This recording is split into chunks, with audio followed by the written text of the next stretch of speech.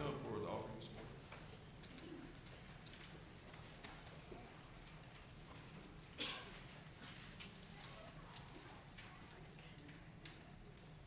Let's pray. Father, we've come to give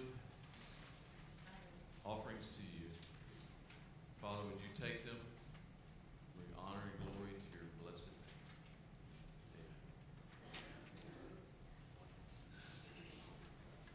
Amen.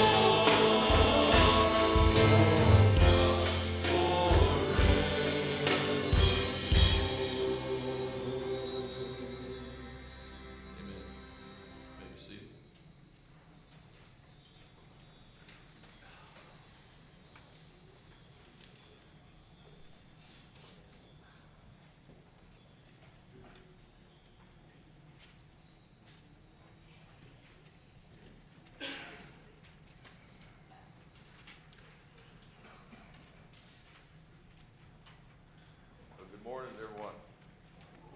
We're in the book of Luke, chapter 18. You'll be turning there.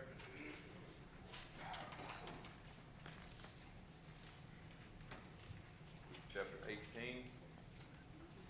We're looking at 4 verses, verses 31 to 34. Begin by reading our text. Luke chapter 18, verse 31. The text says, "And he took the 12," that's Jesus, "he took the 12 aside and said to them, Behold, we are going up to Jerusalem, and all things which are written through the prophets about the Son of Man will be accomplished. For he will be delivered to the Gentiles, and will be mocked and mistreated and spit upon. And after they have scourged him, they will kill him. And the third day he will rise again." They, being the disciples, understood none of these things, and this saying was hidden from them. They did not comprehend things that were said. This text, these 4 verses, are some of the most common verses in the New Testament that come from Jesus' lips. You see on the introduction there's 9 verses that tell of this account. And you'll see that I've got them color-coded for you. There are 3 different instances when Jesus says this. And all 3 instances are repeated in all 3 of the Synoptic Gospels. You find all of them in Matthew, all 3 of them in Matthew, all 3 of them in Mark, and all 3 of them in Luke. And what I have written here in the introduction is not the text over again, because they all say basically the same thing, but there's 1 or 2 that will make a different statement that's not found in the rest, and those are the things I want to point out. Start with, you see the ones that are in blue. That this is an instance where Jesus said this, and prior to him saying this, he had asked his disciples, "Who do men say that I am?" And they say, "Well, some say you're this, some say you're that." He said, "Who did you say that I am?" And Peter answered and said, "You are the Christ, the Son of God." And then Jesus makes this statement. "The day is coming when I will be delivered to the Gentiles, be scourged, killed, and the third day rise again." And Peter, in this instance, says, "No way. This will not happen. It's not going to take, no way this can take place." Now, the fact that Peter says these words lets us know that he understood what Jesus was saying. He understood the words. He could hear them in, we would say, plain English. All right, he understood what was being said. And he could not see how that could ever be the case. And so he, in essence, rebukes Jesus for making that statement. And we could go on and see how Jesus responds to Peter in that way. The second time that Jesus makes this statement is found, and I've got them colored in green there. You can see the first one that they reply or don't reply, but their response to this statement, the prophecy, is that they were very sorry. They just hated to hear those words.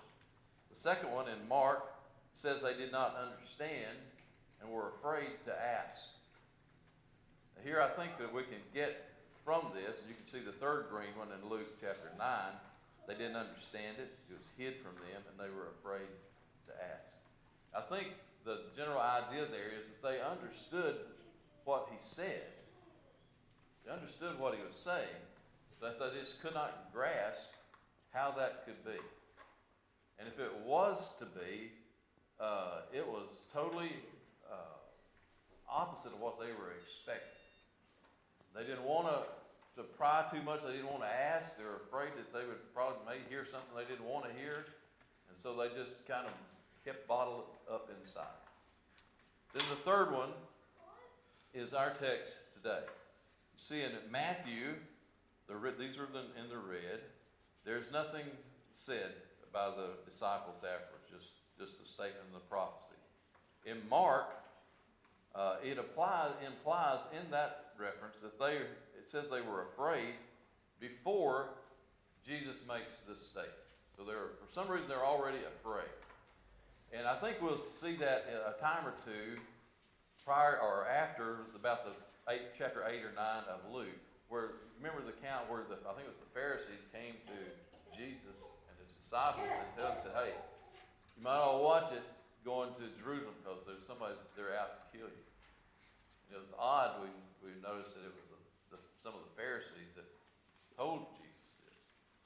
But I think that from that time forward, every once in a while, there may be words circulating around or rumors floating around or whatever, but sometimes Jesus' disciples seem to get fearful. They know they're headed to Jerusalem. They hear Jesus saying stuff like this, and they at times become fearful. And I think that's what our case is. But our text, you can go on and see there, is prefaced. Jesus prefaces this statement by saying that they're going to Jerusalem, and all that the prophets had prophesied concerning him would be accomplished. And again, we see that they don't understand.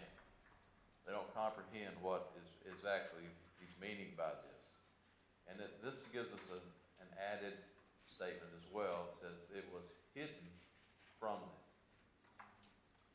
Now, I take it that for some reason, for God's own intents and God's own purposes, God is the one who is hiding and blinding their eyes to what Jesus is saying to the fullest extent.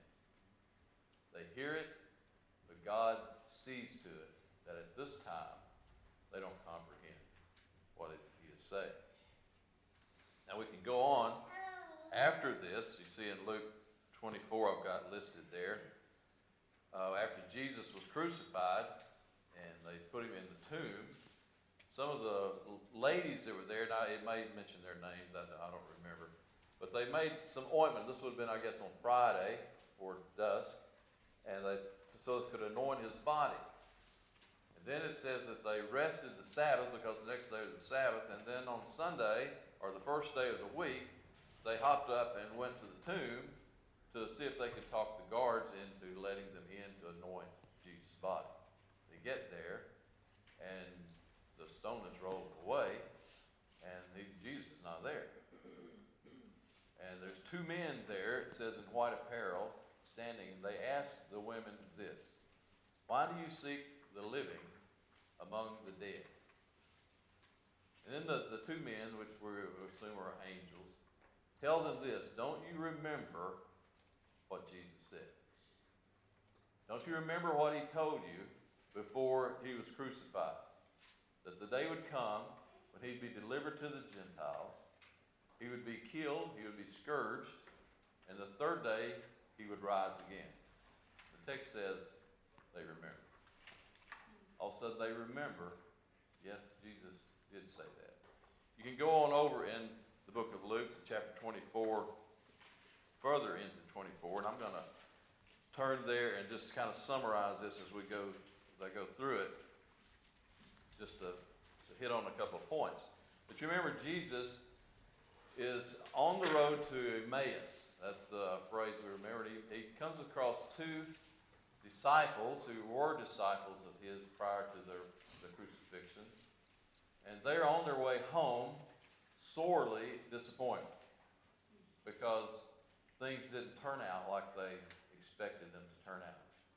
Jesus talks to them. You know the story how that he opens their eyes and they recognize what he says. You're familiar with the phrase, "Did not our hearts burn within us as he spoke to us?" And these two disciples on the road to Emmaus go back to Jerusalem, look up the rest of the disciples, and begin to tell them what has happened to them. This is our account here in Luke 24 and verse 36. And while they were telling these things, Jesus himself stood in their midst. Now, how that came to be doesn't tell us. Maybe he just appeared. Maybe he knocked on the door. Doesn't tell us how he appeared. He's just there.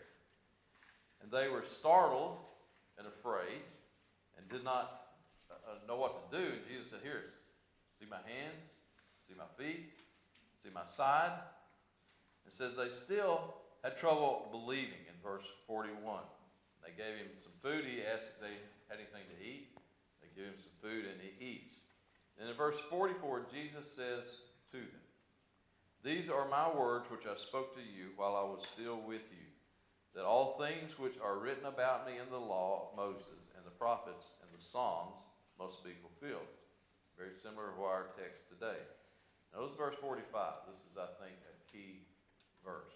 "Then he opened their minds to understand the Scriptures." Verse 46, he says, "Thus it is written that the Christ should suffer and rise again from the dead the third day, and that repentance for forgiveness of sins should be proclaimed in his name to all the nations, beginning from Jerusalem." He tells us that you are witnesses of these things. You have seen it. You have seen it take place. In verse 49, "Behold, I'm sending forth the promise of my Father upon you, but you are to stay in the city until you are clothed with power from on high." Verse 50, "He led them out as far as Bethany and lifted up his hands and blessed them. And came about that while he was blessing them, he parted from them." Now, if the disciples had acted according to the way they have been acting, when Jesus parted from them, they would have ran back to the upper room and closed the door because they were afraid of the Jews. But they don't do that. And I think that the reason they don't do it is because of that verse that it says there. Jesus opened their eyes to understand the Scripture. And now, all of a sudden, their whole outlook on everything has changed. They know that the Jews are still looking for them, perhaps, because they were followers of this man. But the text says that they returned to Jerusalem with great joy and were continually, where? In the temple, praising God. There was one place they would be sure to be found, and sure to be caught, sure to be turned in to the authorities. It would have been the temple. And yet here these guys are, because as my sermon title says, they have had this aha moment where they really get it. They really understand who Jesus was. And it has changed their life. From this point on, Scriptures tell us they turned the world upside down for Christ. Something has happened. That is the background for our text. Now, I want to give you, I think it's 5 or 6 things here that I want to talk briefly about. The first one is this. These are the fill in the blanks here. Some, I should have put this in parentheses, perhaps most. Some prophecies in the Bible are given in vague terms. And I'm saying perhaps most of the prophecies in the Bible are given in somewhat vague terms. Now, this is not the same as saying that they're just like a horoscope that can be made worded in such a way that it fits everybody. You can't lose. This past week on that great theological online site, Facebook, I saw that someone was quoting someone else about, and I'm almost certain they're talking about Donald Trump. And they had this statement, said, "This is what so-and-so," and I'm not going to name the person, I didn't know them, and I don't want to tell you their name if I remembered it. "This is what so-and-so prophesied." And I took it to be recent. This has been since the mugshot. "This is what so-and-so prophesied that he might," talking about Trump, "he might be the King David of our day." Now listen, that is no prophecy. That is no prophecy. First of all, you got that word "may" in there. If I was going to try to prophesy, I'd always use "may." Because it gives me a way out. Right? He may be King David of our day. Well, how's that? Okay, I can name you two things that you might want to compare him to King David already. And maybe this was before their prophecy. All right? He was the leader of his country. He was president of the United States. King David was the king of Israel. And secondly, he messed up with women. All right? So maybe that's the fulfillment of the prophecy. I don't know. But this is no prophecy. All right, you can read your horoscope and it may say, this is going to be a nice day for you. All right? Or it might say, you're going to see evil eye to eye today. And what do you do that day? You go around looking at everybody's eyes, and you're trying to figure out who is it? Who is it? All right? I mean, it's stupid. That's the best way you can say it. Vague terms that you can make to fit whatever they say. Bible prophecy is not that way. Although it may be fuzzy around the edges sometimes. I'm going to give you an example of that here in this text from the book of Micah. Micah 5:2. I wasn't going to turn there, but now I've decided to do it. It's over there somewhere. Micah 5:2. Here's what this text says. But as for you, Bethlehem Ephrathah, too little to be among the clans of Judah. From you one will go forth for me to be ruler in Israel. His goings forth are from long ago, from the days eternity. Therefore he will give them up until the time when she who is in labor has borne a child. Now notice what this says. From you, Bethlehem. Names of town says from Bethlehem is going to come one, and it describes this one as his goings forth are from long ago, from the days of eternity. That don't sound like anybody I know or expect to ever see in person. No human being would I describe that way. All right? The Jews recognize that this is a messianic prediction. Right? Here's a prophecy. It's pretty vague. It just says from Bethlehem, one's coming. And we assume he's talking about they're going to be born in Bethlehem or grow up there or something. He was from long ago. That's about it. Doesn't tell us when. Doesn't tell us who. Doesn't tell us all of these things. But 400 or 500 years later, 600 or 700 years later, three wise men come from the Far East to Jerusalem because they have heard that the King of the Jews has been born.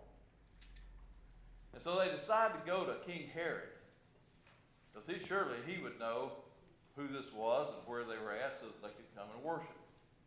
Well, they go there, and this is news to King Herod, I suppose, and he says, hey, call in the chief priests, the high priests, and the scribes, and let's find out where this person is supposed to be, where they're going to be born. How do they respond to that? They say he used to be born in Bethlehem. How do they know that? Because of Micah 5:2. Matter of fact, in verse 6, this is in Matthew chapter 2, I believe. In verse 6, they quote verse 2 from Micah. So here is a prophecy. Although it was vague, you see how the Jewish leaders and scholars handled it. All right? You see kind of a similar thing in John chapter 1, verse 46, when Jesus called his disciples, and one of the brothers, I don't forget which one it was, goes to his brother Nathaniel. Says, come and see the Lord. Come and see the Christ. And Nathaniel says what? Can anything good come out of Nazareth? What's he saying? We tend to explain that by saying this guy is prejudiced against folks from Nazareth. You don't like the Nazarene. No. He's saying you're implying, when you're talking to me, that this might be the Messiah. This Jesus guy. I've heard of him. But the problem is, he's not from Bethlehem. He's from Nazareth. Anything good, messianic, come out of Nazareth? You see on over in the book of John, there's a group of people who were arguing and debating about who Jesus was. Some said he was the Christ, and some said no, he wasn't. Well, what are they basing their arguments on? You can read that, and here's what you'll see. Some say, well, it can't be him because he's from Galilee. Nazareth is a town. Galilee is a region. Nazareth is a town in Galilee. They're about 100 miles, a little more, north of Bethlehem, north of Jerusalem, almost 100 miles. And they're basing their whole argument on this prophecy from the book of Micah. Can't be him because he's not from Bethlehem. He's from Galilee. All right, so here's the first point. Some, maybe most, prophecies in the Bible are given in vague terms. But yet, there's enough there that you can't just dismiss the prophecy as if it can just vanish in thin air and have nothing there to fulfill. Everybody following me? Number 2. Here's the statement. Types, and perhaps there would have been a better word to use here, I don't know, but I'm using the word types. Types are things that point to Jesus in the Old Testament or New, most of them in the Old Testament, that are demonstrate to us something about Jesus. Types are often viewed in hindsight as fulfilled prophecy. Types are often viewed in hindsight as fulfilled prophecy. If I were to ask this question, did Jonah prophesy that Jesus would be in the grave 3 days and 3 nights? I'm not going to ask you the answer, but some people would say yes. But he didn't. All right? You can read the book of Jonah, the end of chapter 1. You know that it's a historical narrative, except for chapter 2. And in this historical narrative, you know, he's having the squabble on the ship with the sailors, and they're reluctant to throw him overboard. He says, the only way you're going to get relief from this storm is to toss me out. And he wasn't going to jump himself, so they tossed him out. And then the last verse of chapter 1, verse 17 says, and the Lord prepared a great fish, and it swallowed Jonah, and Jonah was in the stomach of the fish 3 days and 3 nights. Period. Let's go to chapter 2. That was the end of it. That is no prophecy as such. Now, I'm going to suggest to you that if we had been living in Jonah's day and in the minor prophet's day, 400 or 500 years before Christ, we would not have looked at that verse as saying anything about Jesus. Now, if you can find me evidence that would show me that they did, then I'm open to see it. But I don't know where it's at, if it's there. In their day, I don't know why they would look at that. But we get to the New Testament, and there is a place there, and I think I've got the reference written, where Jesus, in Luke chapter 11, 29, 30, Jesus is approached by the Pharisees or the scribes or someone, and they say, if you're the Messiah, show us a sign. Show us a sign, and we'll believe you. And he told them, he said this, you'll receive no sign but the sign of Jonah the prophet. And he just tells us what the sign of Jonah was. He says, because as Jonah was in the belly of the whale for 3 days and 3 nights, which he says was a sign to the Ninevites, even so, I will be in the grave for 3 days and 3 nights. There's your sign, and rise again. You want a sign that I'm the Messiah? Check back 3 days after I'm dead. Go check the grave Sunday morning. There your sign will be. Now, what's this about the Ninevites? He said that Jonah being in the belly of the great fish was a sign to the Ninevites. Well, how was that? I would say that the Ninevites somehow had to know this event about Jonah. Somehow word got to the Ninevites before Jonah got there, or maybe he told them. I'm not sure. Somehow they knew the account of what happened to Jonah. Maybe Jonah's skin was bleached out from the acids or the enzymes in that fish's belly. Maybe he was grotesque looking for the rest of his life because of what may have happened to him in the fish's belly. I don't know. Maybe he just told them. Maybe somebody saw him spit up on the land and find out what happened, and they told the Ninevites. I don't know, but somehow the Ninevites knew about it, and they knew what had happened to him, and they promptly repented. They promptly repented after the sign was given. Jesus said, there's that sign, here's your sign. I will be in the grave 3 days, 3 nights, and be raised, and you will know the fact that the grave could not hold me, that I am the Messiah. Now, we look at the book of Jonah in hindsight. And I go back and I read the book of Jonah, and I read that last verse of chapter 1. He was in the belly of the whale 3 days, 3 nights, and I go, aha, there it is. That's a reference to the resurrection of Jesus. It's not, I don't think, it's not. Jesus just used that type, that to demonstrate, to show them, here's why you ought to believe, the way the Ninevites believed. Psalm chapter 22. I'm going to look at some of these. Psalm chapter 22 is a psalm of David, and it's a cry for deliverance. You know the account of David being pursued by King Saul, and King Saul trying to kill him. And David writes several psalms that are laments, that are cries to God for deliverance.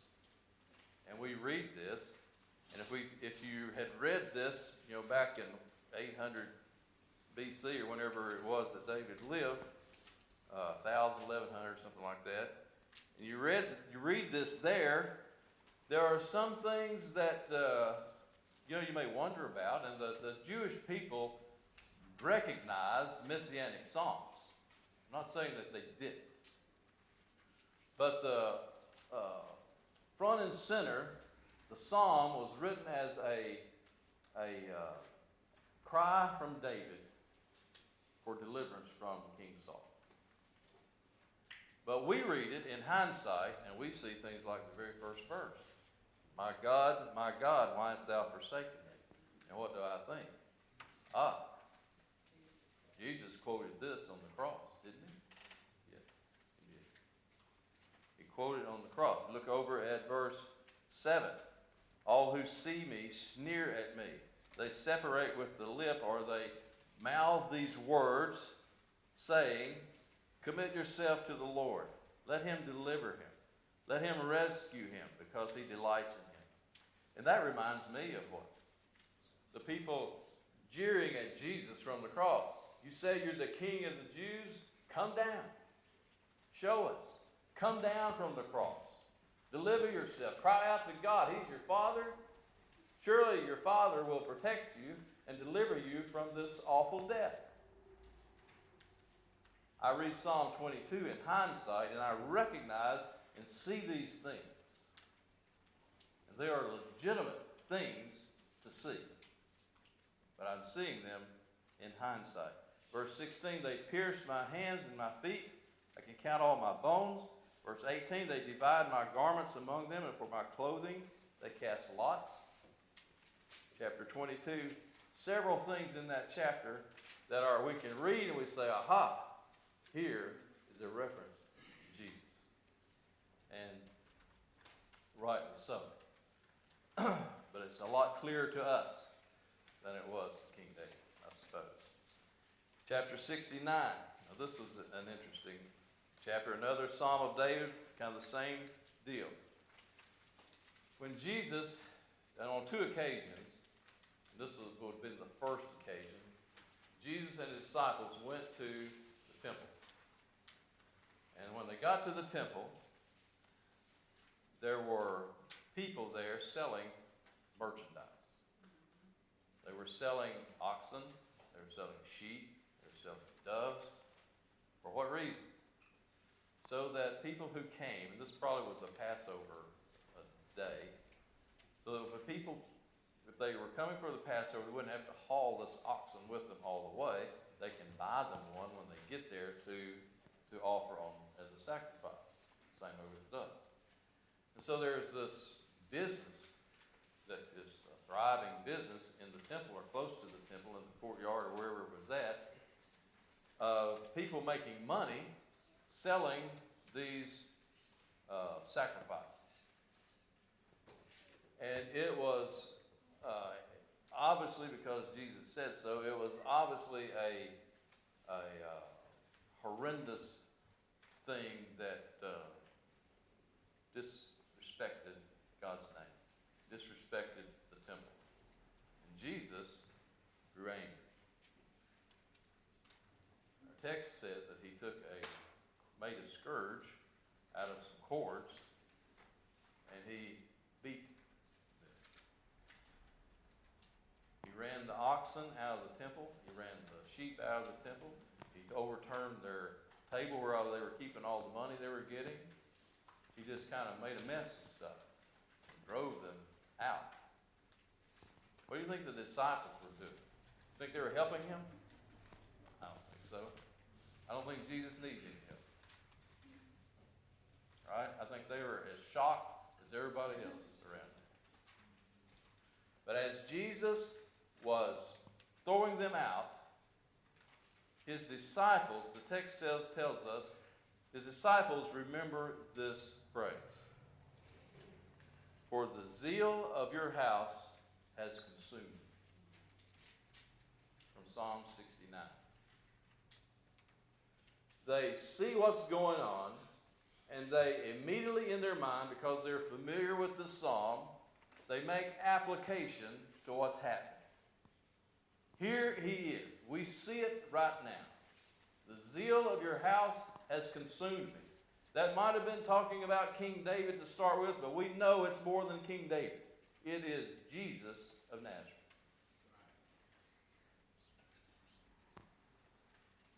Isaiah 53, perhaps the most, in my way of thinking, by far the most prominent messianic psalm, or it's not a psalm, in Isaiah chapter 53. It is, without a doubt, the context of it is a messianic prophecy.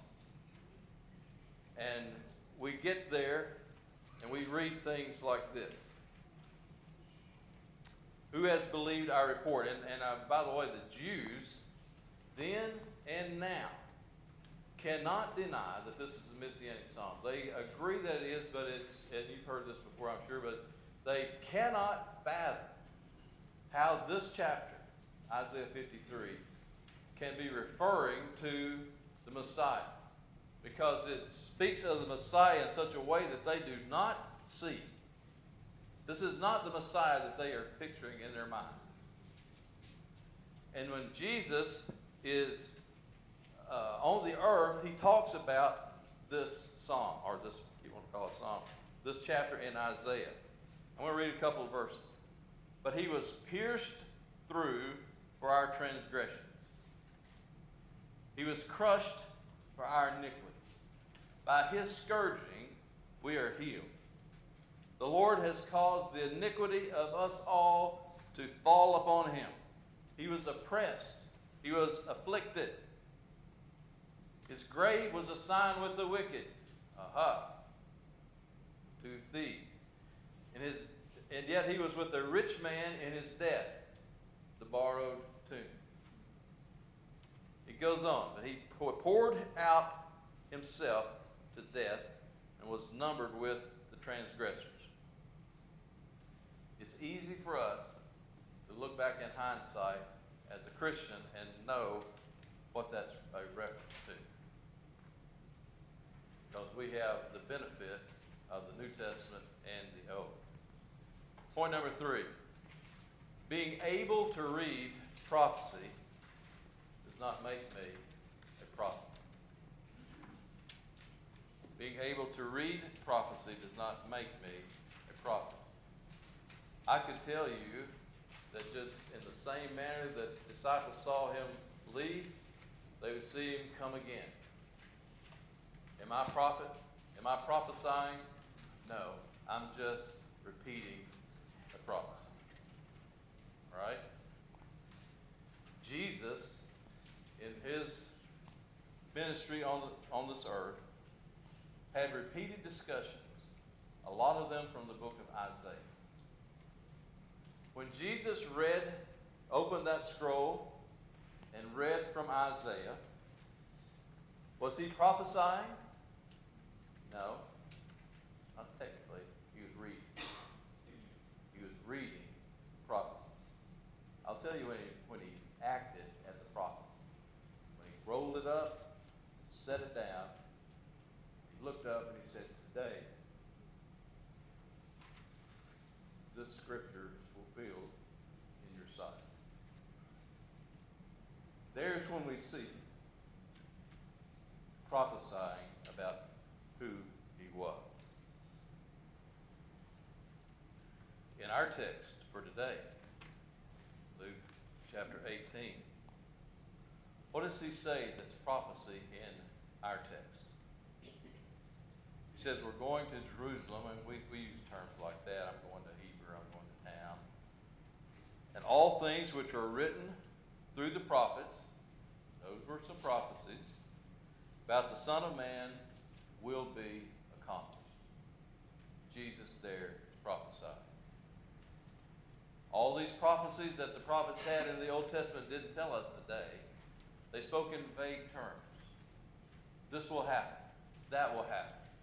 But here Jesus suddenly, one day, is saying, when we get to Jerusalem, all of these things will be accomplished. They will happen. He prophesies as to what's going to take place. He says they will happen to the Son of Man. You know who the disciples thought he was talking about when he said Son of Man? Himself. They knew. You can see from all, if you go back and read those references, you'll see that they understood that he was calling himself that. That's why they said, no, this can't happen. He said, here's what's going to happen to me. I'm going to be delivered to the Gentiles. And another rendering of that word is betrayed to the Gentiles. We know that's Judas Iscariot. I'm going to be mocked. You see that. I'm going to be spit on. You see that. I'm going to be killed. I'm going to be scourged. And I'm going to rise the third day. Jesus takes from Isaiah what was a vague prophecy, and he gives a little more detail, a lot more detail to it. You can hone in on, you can narrow it down to when it's going to be, okay? Much more than we could the day before or 2 years before. Because Jesus is giving us that same prophet and elaborating on that same prophecy in more exact terms. Number 4, being a prophet doesn't make one omniscient. Just because one makes a prophecy doesn't mean they're omniscient. Now, we understand that. We're not going to spend a lot of time here. But Isaiah was a prophet. Would we say Isaiah was omniscient? No. Jeremiah was a prophet. Would we say Jeremiah is omniscient? No.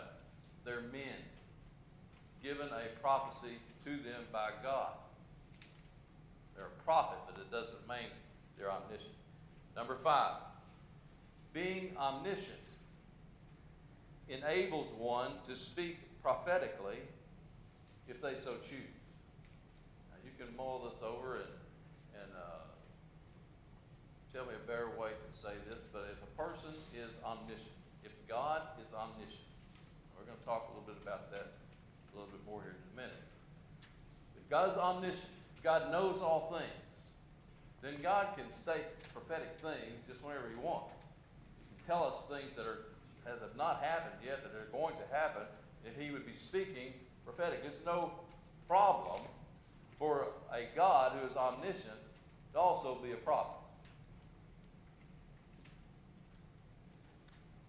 What does omniscience involve? I've got a couple things written here. Knowing all things. That's a simple answer right there. Knowing all things. But it's more than that. Or we want to clarify more than that. Knowing all things from eternity past to eternity future. Here's another way to say that I like a little better. It's having a full knowledge of all things that ever were. All things that are now, and all things that ever shall be. A full knowledge of it is omniscience. Now here's a couple of things that you want to read something that's over my head. You might try Stephen Charnock, one of the Puritan writers. He writes about the attributes of God. In his writing on omniscience, he points out a couple of things I had never thought about. We've talked about these in other times. But here's something. If someone is omniscient, if you are omniscient, you cannot learn new information. If you learn something, you weren't omniscient before. Do I follow that? You're not going to learn anything. You already know it all. Okay? Susan accused me of being a know-it-all every once in a while. You're not going to learn anything. No new knowledge can come to an omniscient God. You already know. Here's another. That there you have no need to use logical processes to come to conclusions. Let me give you an example of that. Right now, last month or two, I've been wanting to make a way across this little dry branch in the land that we have to get to the other side. But it's too deep, it's too rough and rugged for me to drive across. So I've been trying to figure out, what can I do? So I've thought about just kind of dig it out and make a swale, a line with rocks all over the place, line with these, and they're kind of flat, line with these flat rocks, and just drive across it. And when it rains, there are times it's roaring through here. And you can do that, and you don't have to get across it just any time you want, but it's not very often in the course of the year where it's impassable. I could do it that way. Or I could put some culverts, and I've got a couple of culverts already. I could put them there and concrete them in and make a pathway to get across that way. Well, I'm thinking about all this, and I'm thinking, well, if I do it this way, this might happen. If I do it that way, that might happen. And if I do this, this, this, and this, and I'm trying to come to a decision. For some reason, it's taking me a month to figure it out. God's not that way. God doesn't look at things and say, if I make someone's eyes, pupils to get big when the sun's shining in them, then what's that going to do? Or if I do this, or if I make their ears just so big, then they can't hear just right. So I've got all these things to figure out before or as I create the world. No, that wasn't it. That wasn't it. He just knew it. I don't even want to say from the beginning.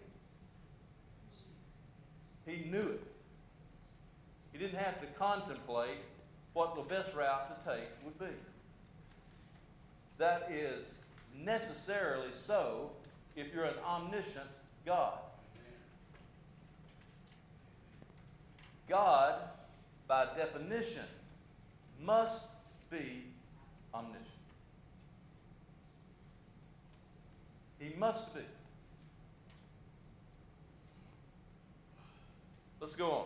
Number 6, we're going to talk a little bit about the omniscience of Jesus. First statement is this: Jesus was fully God and fully man. All right, maybe there's a better word than fully. Jesus is completely God, completely man. Both things we teach.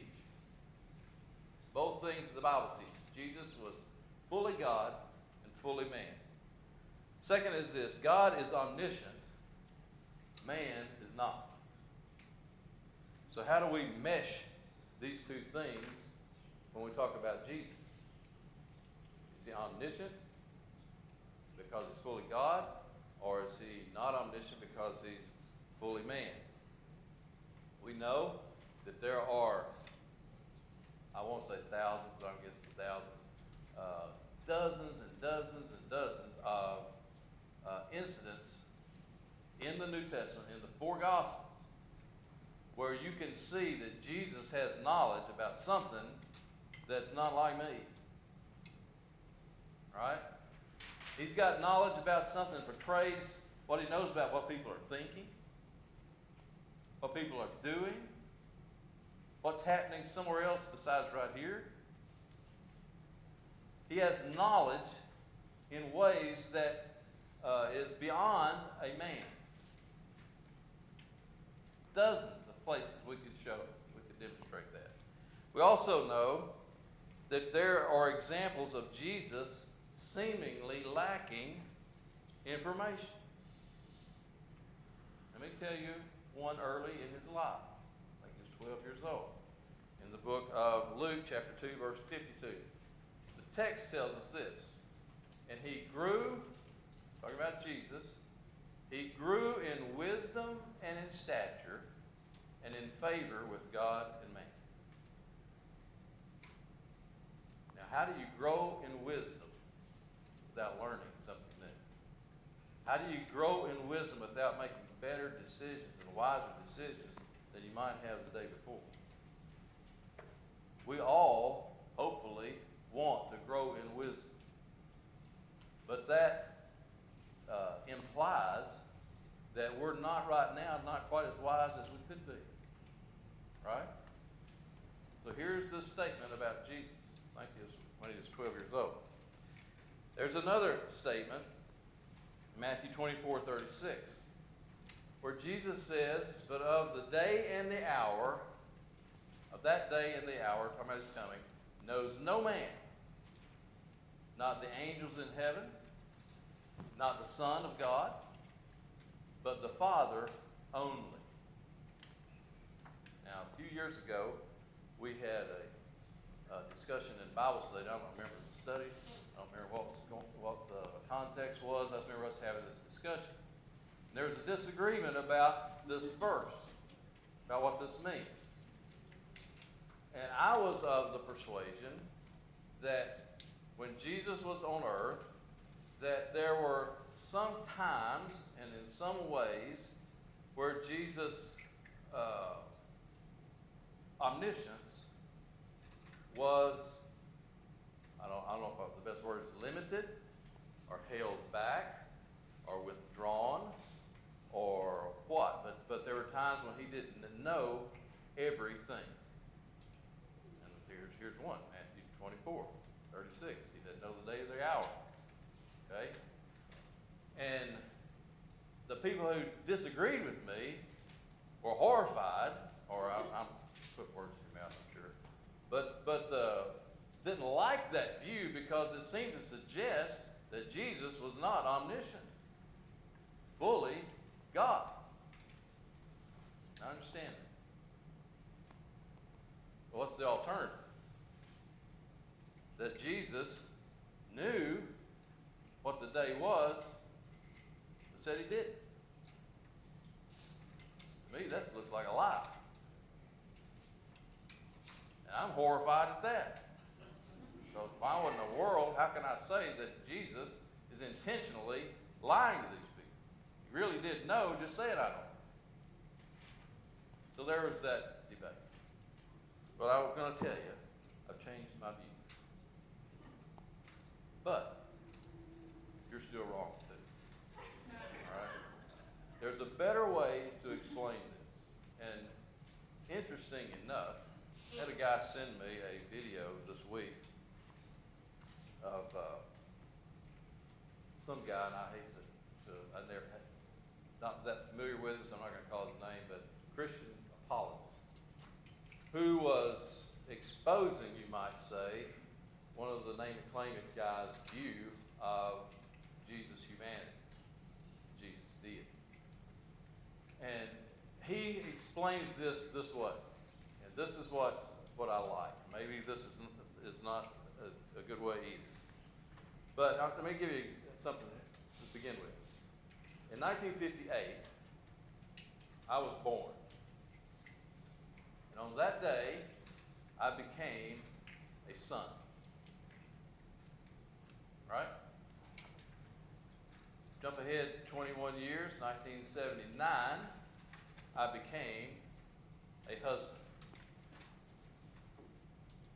Can I be a husband and a son at the same time? The fact that I got married, became a husband, did that lessen the fact that I was a son in any way? No. 2 years later, 1981, I became a father. As a father, am I less a husband than I was before? Am I less a son than I was before? No. Right? I can be both of those things simultaneously. Now, let's suppose that I'm in this back room back here, and you can hear me talking. The doors are shut, and I'm talking to somebody, and we assume there's somebody in there for me to talk to. And so I'm in there talking. And I want you to tell me, who am I speaking as? Am I speaking as a father? Am I speaking as a son? Or am I speaking as a husband? Here's what you hear. This is going to hurt me more than it's going to hurt you. What am I speaking as? A father. Speaking as a father to my son. All right, we know the occasion I tell you do by laughing. I don't think my dad ever said that to me. I think his intentions were that it was definitely going to hurt me more than it hurt him. All right? So you hear that.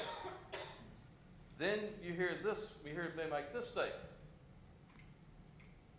I guess we need to take your car keys and put you in a nursing home. Who am I speaking at? Son. I'm speaking as a son. Maybe a husband. Maybe a husband, but probably a son. And you hear that and you think he's talking to his parents, or one of them. Or how about this one? You hear these words. Is this pie ready to eat? I'm speaking as a husband, right? Worried about the pie. So here's the point. I can be a husband at the same time I'm a son. At the same time I'm a father. Now look at Jesus' life and Jesus' relationship to his humanness and his deity in that regard. Jesus is fully God. Jesus is fully man. Those two things, we don't have to try to mesh them and smear them all together, and in doing so, lessen his deity so that he might be a man, or lessen his humanity because we don't want to hinder his deity. Let them both coexist together. When the Bible says Jesus increased in wisdom and stature, that's a reference to his humanity. When Jesus said, in our text, we're going to go up to Jerusalem, that's a reference to his humanity. because deity is omnipresent.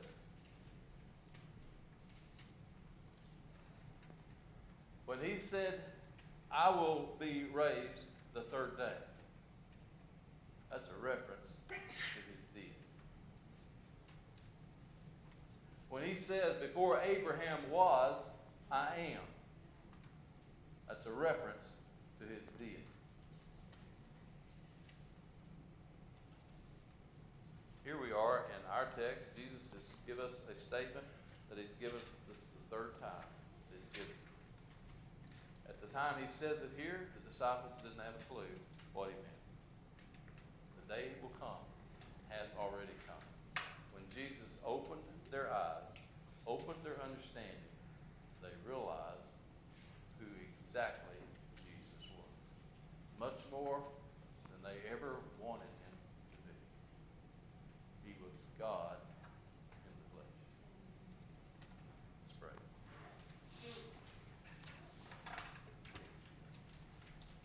Lord, you are such a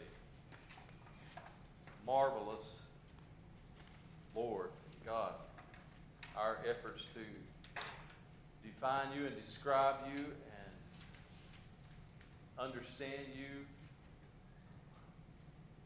are at best just efforts. God, help us to know you better. God, help us to marvel and be in awe